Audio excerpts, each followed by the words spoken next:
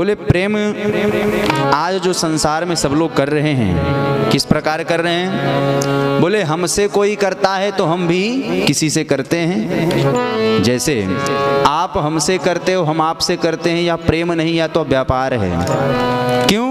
बोले आप हमसे कर रहे हो तब ना हम आपसे कर रहे हैं, तो या तो व्यापार कर रहे हैं। और प्रायः संसार में देखा जाता है कि लोग व्यवहार कर रहे हैं, व्यापार कर रहे हैं, लेकिन प्रेम नहीं कर रहे हैं। और एक दूसरा होता है क्या? बोले हम आपसे प्रेम करते तो हैं, आप हमसे करो या ना करो, वास्तविक रूप से प्रेम यही है। बाकी संसार में कपट रहित प्रेम है ही नहीं, कपट ही छुपा है।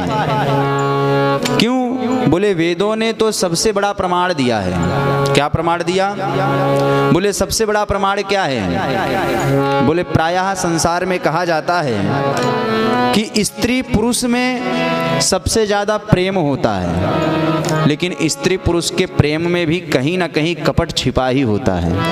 क्यों? बोले वेद भगवान कहते हैं, वेद कोई ऐरे गहरे नत्तू खैरे की वाणी नहीं है, अभी तो वेद साक्षात भगवान का शब्दमय विग्रह है। और भगवान कहते हैं कि संसार के पतियों, जो तुमने यह आस लगा करके बैठी है कि यह पत्नी मेरी है, वह पत्नी भी आपकी नहीं है। क्यों? बोले उस पत्नी के प्रेम में भी स्वार्थ छिपा हुआ है। कौन सा स्वार्थ?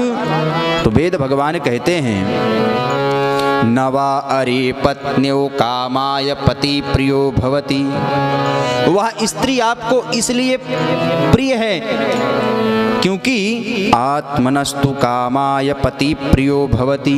जब तक आप हैं तब तक उसका शौक है, श्रृंगार है, सुख सुविधा है, तभी तक वह आपको प्रेम करती है। लेकिन जिस दिन उस स्त्री को पता चल जाए कि ये हमारे नहीं किसी और के हैं, तो वही कालरात्रि बन जाएगी महाराज। एक गिलास चाय नहीं देगी, देगी तो बताइएगा, वह कभी आपसे फिर घृणा करने लग जाएगी जिस दिन उसको पता चल गया।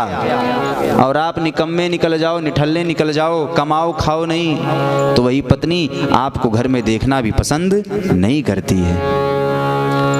ऐसा नहीं कि केवल स्त्रियों के लिए कहा गया, नहीं तो कहेंगे महाराज जी स्त्रियों की बड़ी बुराई बताते हैं। यह वेद वाक्य है, और वेद वाक्य ने पुरुषों के लिए भी यही कहा।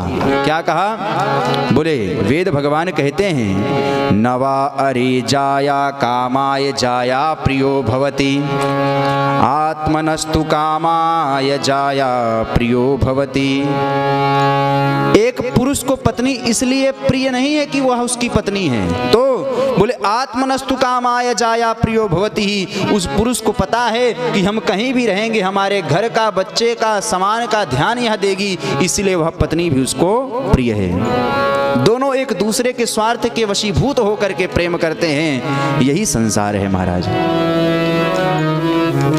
ना विश्वास हो तो जितने लोग यहाँ पे बैठे हैं, सब लोग अपने छाती पे हाथ रख करके बताएं कि हमने जीवन के अपने सारे बातों को अपनी पत्नी से बताया है, और पत्नी अपने सीने पे हाथ रख करके कहे कि हमने अपने जीवन के सारे रहस्य को अपने पति से बताया है।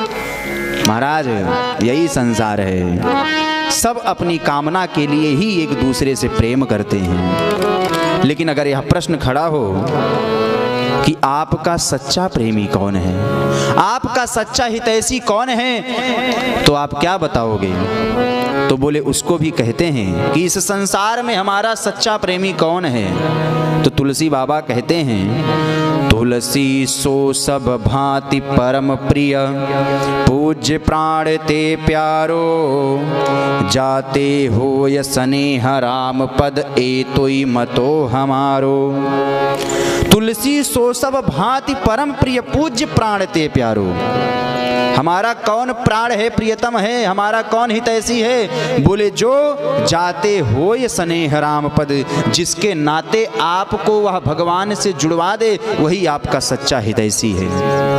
हमारा आपका सच्चा हितैषी कौन है? बोले हमें आपको जो भगवान से जुड़वा दे, धर्म से जुड़वा दे, भगवान की कथाओं के प्रति प्रेम करा दे, वही हमारा सच्चा बंधु है। बाकी हमारा कोई सच्चा बंधु नहीं है। क्यों? बोले स्वार्थ लाग करहि सब प्रीति, सुर नर मुन सबकी यह रीति। स्वार्थ के वशीभूत होकर के संसार में व्यक्ति एक दूसरे से प्रेम करता है, बाकी वास्तविक रूप तो भैया बात यही है कि कोई किसी से प्रेम नहीं करता। संसार में निष्कपट प्रेम नहीं है, कपट रहित है। एक बाप भी अपने पुत्र को तभी तक अच्छा प्रेम करता है जब तक वह पुत्र कमा करके धन देता है। जिस दिन वह पुत्र कुमार्ग पर चला जाए, वही बाप उसको अपने घर में बैठाना पसंद नहीं करता।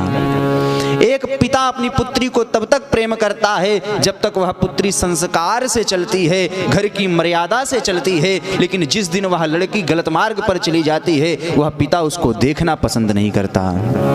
संसार है भैया, हर आदमी आत्मनस्तु कामाय, अपनी कामना के लिए संसार में प्रत्येक प्राणी हर व्यक्ति से प्रेम करता है, बाकी कोई किसी से प्रेम नहीं करता।